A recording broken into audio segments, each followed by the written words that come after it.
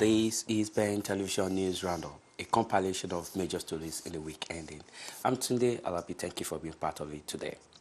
Now to the U.S. President Barack Obama has described the Asia-Pacific Economic Cooperation, APEC, as an extraordinarily important forum for generating ideas that boost regional and global integration. Mr. Obama made this known at this year's event of the organization in Beijing, China. We welcome the rise of a prosperous, peaceful, and stable China.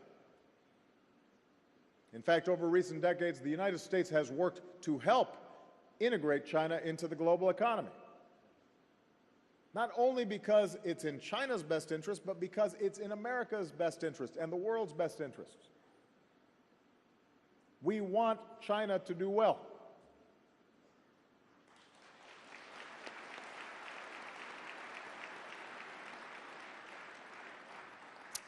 We compete for business, but we also seek to cooperate on a broad range of shared challenges and shared opportunities.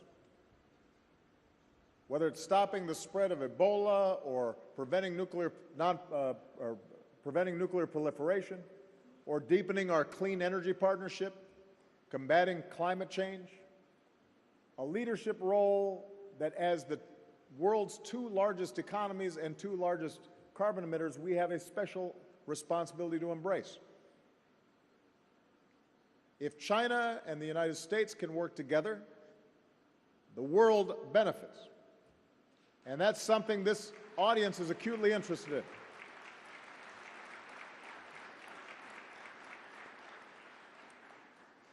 We continually have to work to strengthen the bilateral trade and investment between our two nations. America's first trade mission visited China just a year after America's revolution ended. 230 years later, we are the two largest economies in the world. And the trade and investment relationship we have benefits both of our countries. China is our fastest growing export market.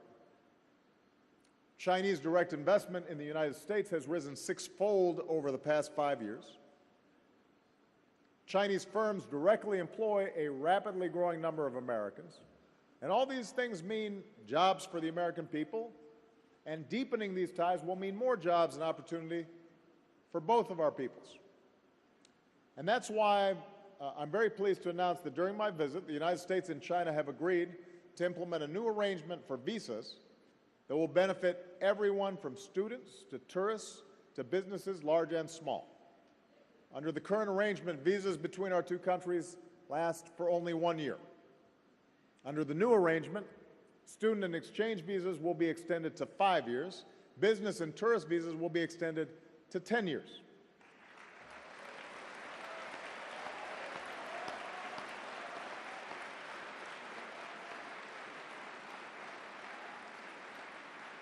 Now, of course, that'll be good for the businessmen who are going back and forth all the time. But keep in mind, last year, 1.8 million Chinese visitors to the United States contributed $21 billion to our economy and supported more than 100,000 American jobs. This agreement could help us more than quadruple those numbers. I've heard from American business leaders about how valuable this step will be, and we've worked hard to achieve this outcome because it clearly serves the mutual interests of both of our countries. So I'm proud that during my visit to China, we will mark this important breakthrough, which will benefit our economies, bring our people together, and I am pleased that President Xi has been a partner in getting this done. Very much appreciate his work on this.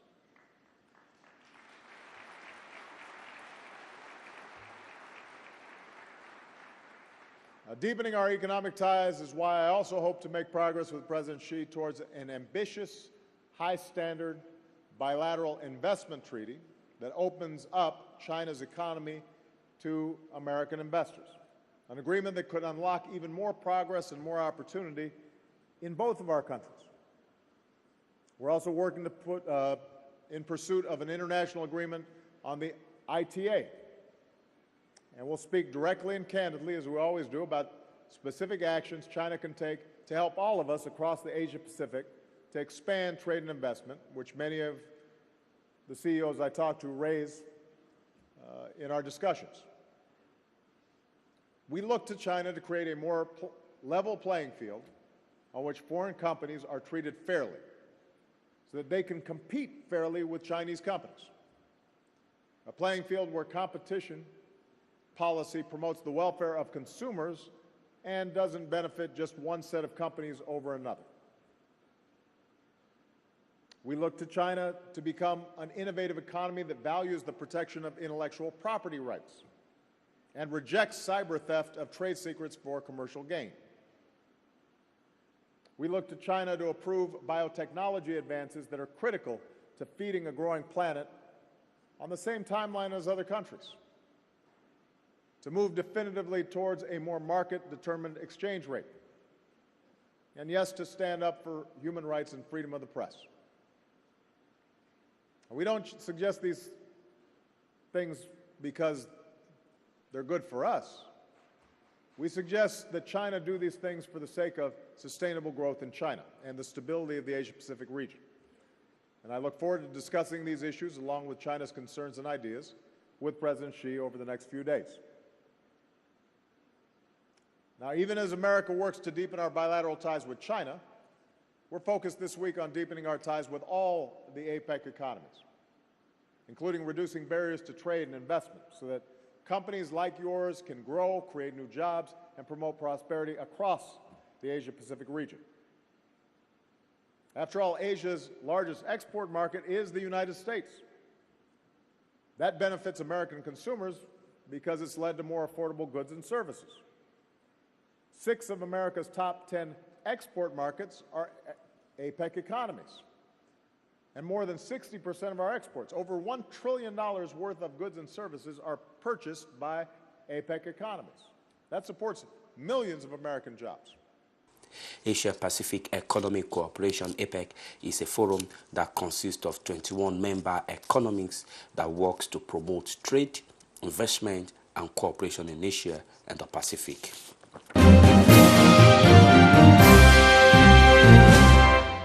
Pictures of a European probe that landed on a comet for space exploration beamed 500 million kilometers back to Earth has shown that it is resting on the surface despite reported technical problems. The lander, named Fear, was launched from its mothership Rosetta Wednesday as it orbited comet. The European probe is a climax of a 10-year program for the European Space Agency. The harpoons designed to anchor the lander failed to deploy during the 7-hour descent to the comet.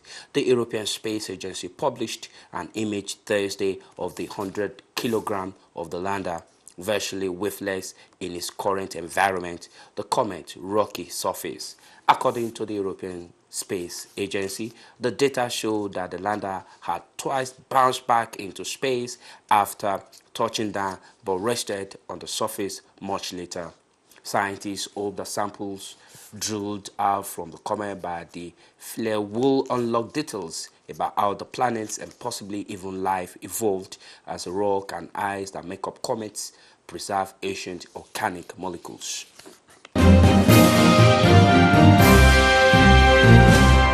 Nigeria has been described as a nation with the potentials of becoming one of the world's most powerful economic country despite the challenges facing it. This was disclosed at the 2014 African Financial Review held at the London Stock Exchange, describing the major challenges facing Nigeria as leadership and weak institutions. Speakers at the event said that until different institutions in the country are strengthened, Nigeria may not fully unlock its global leadership potentials. Investing in Nigeria presents a multitude of opportunities for diaspora businesses, UK-based companies, and not to mention the very strong SMEs business sector in Nigeria itself, of course. And in February this year, the APPG wrote a report called The Promise of Nigeria's Entrepreneurs, a Perspective from the UK. This is also on the Chatham House website. And this report highlighted the need for stronger links between the UK and Nigeria to support growing businesses in Nigeria, particularly in terms of enhancing finance for small businesses. And the report was co-authored by Richard Fuller, who is the Vice Chair of the APPG.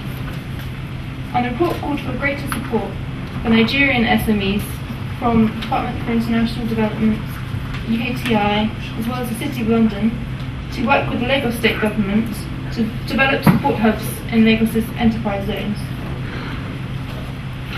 So the APPG will explore this further during the next visit, and this will take place next year, as I mentioned.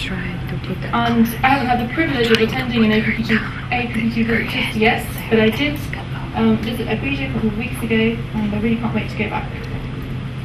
I urge anyone with an interest in developing their business in Nigeria, which I imagine is most of you today, to get in touch with the APPG in order to inform our work. The APPG would not exist without its strong and supportive contact base, and we regularly meet with diaspora groups to help shape our knowledge and work. Nigeria, along with the rest of the continent, has the entrepreneurial drive, the entrepreneurial spirit, the resources, the intelligence to make its own development happen. And what it needs to be able to do that is support. Support from the diaspora, support from people in this country, support in access to finance. But the raw materials, the human capital, the resources, all of these things are already there. To say that the challenge of growth and development for me is a function of 6 sets of variables that are interdependent. I call this the growth drivers framework. 1, the policy choices that you make obviously matter. But the problem is that for too long, the debate has been on what drives growth. Is it policy? Is it geography? And all those kinds of things. Policy matters. Policy choices. Institutions, we've talked about institutions and the water you are served on the flies. Institutions matter so much. I was working on a DFID project with some British academics who came out from Oxford many, many years ago. And we're looking at the Nigerian economy and the trajectory and the graphs. And late one night, as we were having this conversation, one of them said, my goodness, this is a classic recursive economy. 2 steps forwards, 4 steps backwards, 2 steps. So I said, why do you think this is the case? I said, I don't know, I can't figure it out. I said, simple. You make the right policies, and there's a forward movement. And a weak institution leads to a pushback. Until we can strengthen our institutions, we will not be able to compete. And institutions do not just happen. One of the best writings on this subject is Douglas North's 1990 book, Institutions, Institutional Change and Economic Performance. And that conversation shows clearly that all of us have critical roles to play in how institutions evolve. Because it's the pressure from civil society, from interested parties that make for institutions to crystallize. And we're not doing enough to help build institutions. We're talking about voting. Oh, will they allow us in the diaspora to vote? Will they?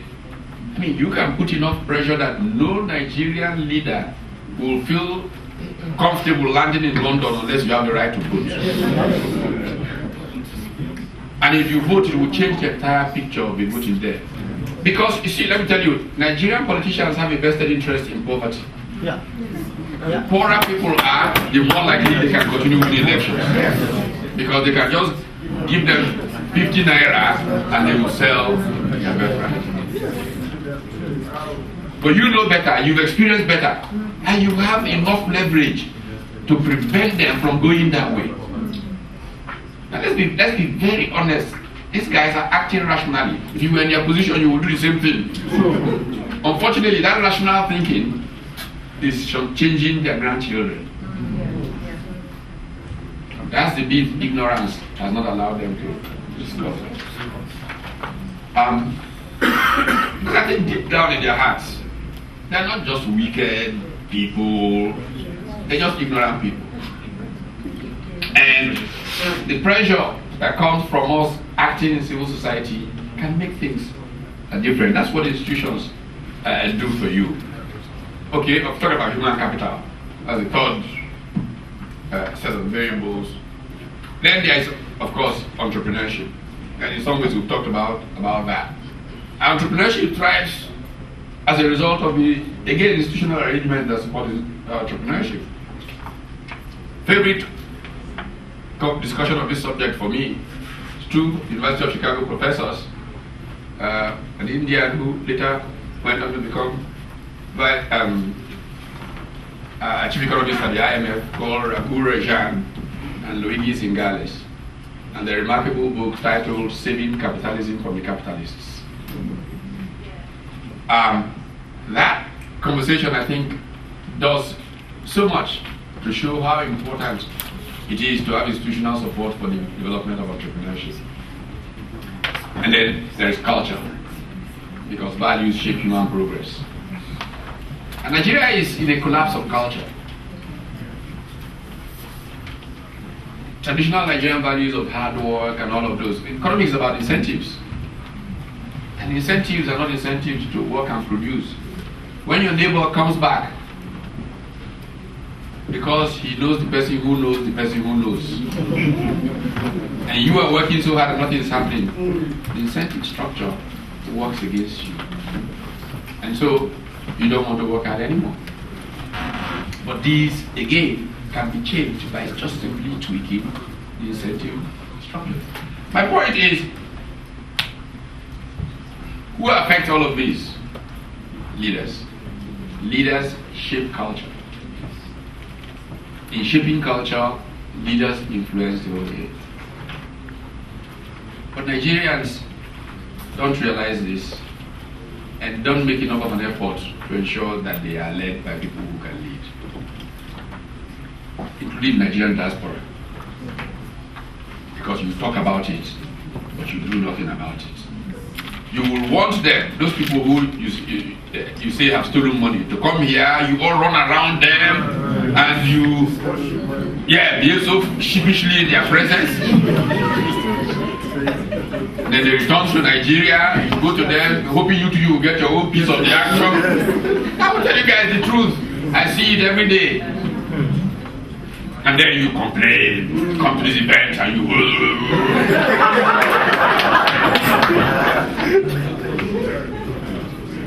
Well, Nigeria has it in it to become not only the fastest growing economy in the world, as Sam has suggested. Nigeria has it in it to become the engine room of a continent that is truly the future beyond charted frontier.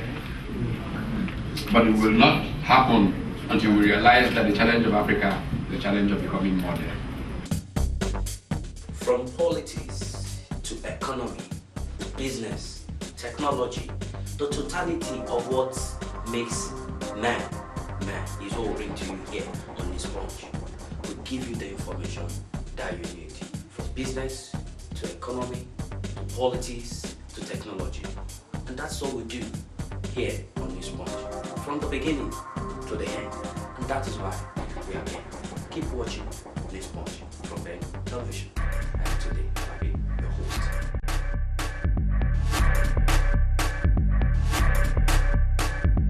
And with that story on African Financial Review, this is all we have for you this week on this episode of News Roundup. Thank you for being part of it. I'm Tunde Alabi, and see you again. Bye.